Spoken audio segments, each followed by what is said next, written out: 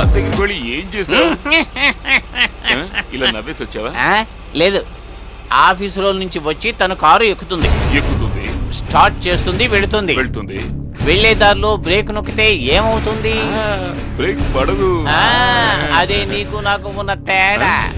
ముందు నొక్కినప్పుడు బ్రేక్ పడుతుంది. ఎంతవరకు? బండిని ఆఫ్ చేసేంత వరకు.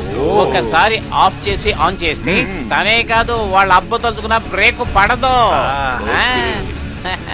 అది కాదు, ఒకవేళ తను బండిని ఆఫ్ చేయకపోతే తను ఇంటికి వెళ్ళేంత వరకు బండి ఆఫ్ చేయలేదంటే ఇది వర్కౌట్ అవ్వదే. సో మనం ఓ పని చేద్దాం, తను ఈ రూట్ లోనే వస్తుంది, మనం ఇక్కడ ఎక్కడో ఉండి వచ్చే తన్ని అడ్డుకుని బండిని ఆఫ్ చేసి మళ్ళీ స్టార్ట్ చేసి బ్రేక్ నొక్కేలా చేస్తే చాలుగా. అయితే మనం ఇప్పుడు ఇక్కడే వెయిట్ చేద్దాం.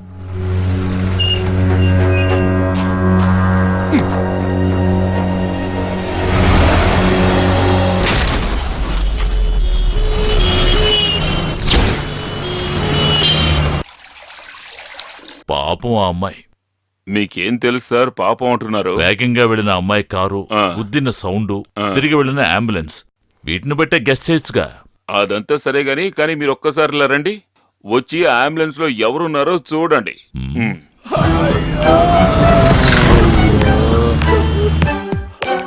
నువ్వే కదా? అవును సార్. ఇదెలా జరిగింది? కేశవా, నిన్ను ఎక్కడని వెతకనయ్యా? మీరంతా ఇక్కడ ఉన్నారేంటి? మేము ఒకరిని లేపేయడానికి వచ్చాం. లేదు, ఎంకరేజ్ తర్వాత చూసుకోవచ్చు, ముందు కారు ఎక్కండి. ఎందుకు? నేను ఫస్ట్ టైం కారు కొనుక్కున్నాను, మీ అందరికి ఒక పార్టీ ఇవ్వాలనుకుంటున్నాను. అందరూ వచ్చి కూర్చోండి. అలాగా, త్వరగా రండి.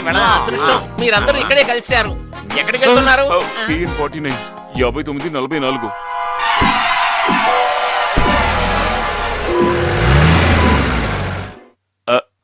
ఆవిడది 44, 45. 44. ఏం బాగలేదా? బానే ఉంది, కానీ ఈ కార్ ని మీరు ఎప్పుడు కొన్నారు? 4 రోజుల క్రితం. 1 మంత్ అయిందా? కూర్చోండి. ఆ మందు కొట్టాక నేను డ్రైవ్ చేయను, డ్రాప్ చేస్తారా? ఓకే, కూర్చోండి. 1 మంత్ గా రేటు సెట్ అవ్వక లేట్ అయింది. 1 అవర్ క్రితమే కన్ఫర్మ్ అయింది. ఏ కారు గురించి చెప్తున్నారో తెలుసుకోవచ్చు? ఈ కారు గురించే చెప్తున్నాను. ఓకే అన్నారు, కారు తీసుకొచ్చేసాను. 1 అవర్ క్రితమే కొన్నారా? ఫస్ట్ ఓనర్ ఎవరు? మెట్రో కన్సల్టెన్సీ మేడం ఉన్నారే. పేరేంటి? దేవిక. సంతోషం. మమ్మల్ని కలవడానికి ముందు ఈ కార్ ని ఆఫ్ చేసి ఆన్ చేశారు కదా? ఆఫ్ చేశాక కదా మిమ్మల్ని కూర్చోమన్నాను. ఇప్పుడు ఎన్ని కిలోమీటర్ స్పీడ్ లో వెళ్తున్నారు? మాక్సిమం. అవునా? అయితే ఈ పుష్పగుచ్చం ఇక్కడే ఉండివ్వండి. ఇదెందుకు? ఇంకా సేపట్లో అర్థం అవుతుంది.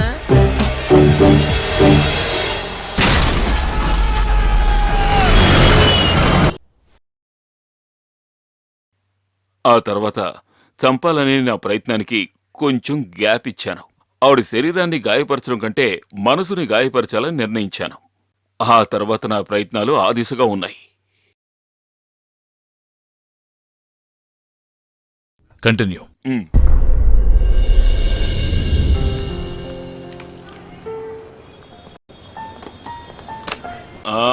Baskets please.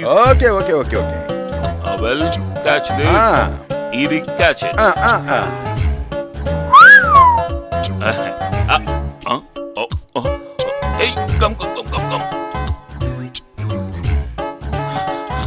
దేవికా. మీరా? ఇంతకాలం ఏమయ్యారు? ఆఫీస్ కి రాలేదు? Out of station. ఈ రోజు వెంకటో పార్టీకి అరేంజ్ చేశారు, అందుకే వచ్చాను. ఓ గిఫ్ట్ కొనాలి. మీరేంటి ఇటు? మేము మిమ్మల్ని కలవాలనే ఇక్కడికి వచ్చాం. మీ గురించి అసలు విషయం నిన్నే మేము తెలుసుకున్నాం. పాపం మీ హస్బెండ్ వీల్ చైర్ లో ఉన్నారు కదా.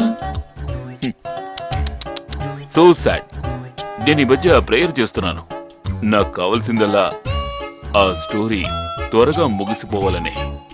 లేదు, నేనే ముగిద్దాం అనుకుంటున్నాను. త్వరగా అవసరం లేకుండా వీల్ చైర్ లో ఉన్న మీ హస్బెండ్ స్టోరీ ముగిసిపోయిందంటే మీరు ఫ్రీ అయిపోతారు కదా. ఆ తర్వాత మనసుకు నచ్చిన వాళ్ళతో కలిసి పాప వెంకట ఎంతకాలం వెయిట్ చేస్తారు?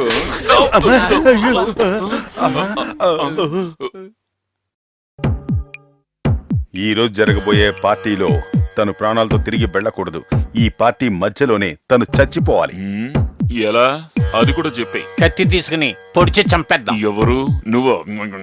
ఆ తర్వాత నీతో పాటు అందరూ జైల్లోకి వచ్చి కూర్చోవాలి. డైరెక్ట్ గా చంపడమే మనకి చేత కాలేదు. తాను చస్తే మాత్రం సరిపోదురా. మనమే ఈ పని చేసినట్టు ఎవడికి తెలియకూడదు. నేను దానికి రూట్ కనిపెట్టాను. ఏమిటది? ఇదేంటో తెలుసా? చేపలు. కత్తి. ఒట్టి కత్తి కాదు, ఐస్ కత్తి. ఆ. దీంతో పొడిస్తే దెబ్బకు చచ్చూరుకుంటారు. కానీ పొడిచింది ఎవరో పోలీసులు చచ్చినా కనిపెట్టలేరు. పొడిచిన వాడి ఫింగర్ ప్రింట్స్ కత్తి మెల్ట్ అవగానే పోతాయి కదా. ఎలా ఉంది నా ఐడియా? ఇదేమీ నీ ఐడియా కాదు, కమల్ సార్ ఐడియా. పుష్పక విమానం సినిమాలో కొట్టేసిన ఐడియా. కొట్టేసిన ఐడియా అని చెప్పకూడదు, ఇన్స్పిరేషన్ అని చెప్పాలి. అయితే okay.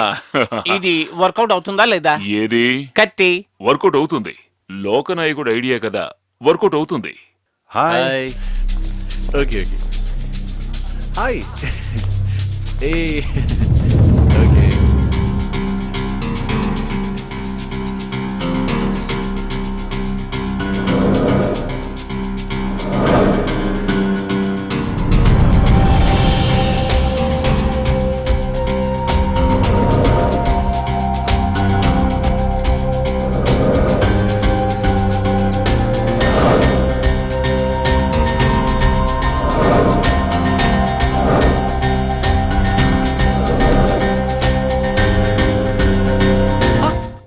Hey Vivekananda, I'm waiting for you man. Thank you.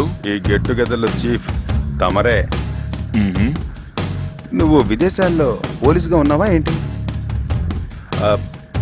Devika please come. మా ఇద్దరి మధ్య ఉన్న రహస్యాన్ని అంత త్వరగా కనిపెట్టేశా? మరీ ఏడిపించకండి, ఇలా రండి. నేను చెప్పింది నిజమేగా. మీ జీవితంలోకి వచ్చిన ఎంతో మంది ఆ అమ్మాయిల్లో ఈ దేవిక చివరిదేగా. ఎస్, చివరి అమ్మాయే తను. ఇదందరి ముందు అనౌన్స్ చేయడం కోసమే ఈ పార్టీ నేను ఆర్గనైజ్ చేశాను. బాగా విను, నాకు తనకు మధ్య ఉన్న కనెక్షన్లోని కంక్లూషన్.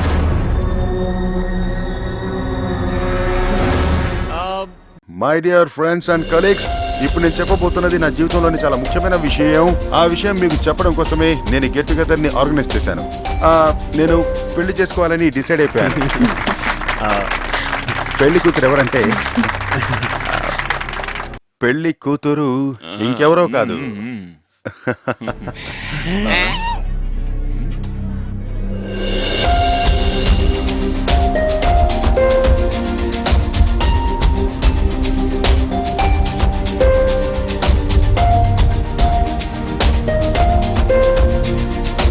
తనుజ. తనే పెళ్లి కూతురు. Hey congrats man. ఇది ఒక జస్ట్ అనౌన్స్ మాత్రమే. ఇక పెళ్లి డేటు ఎప్పుడనేది నేను మీకు త్వరలో చెప్తాను. ఏయ్, లోపల Petra. Just miss. Thank you.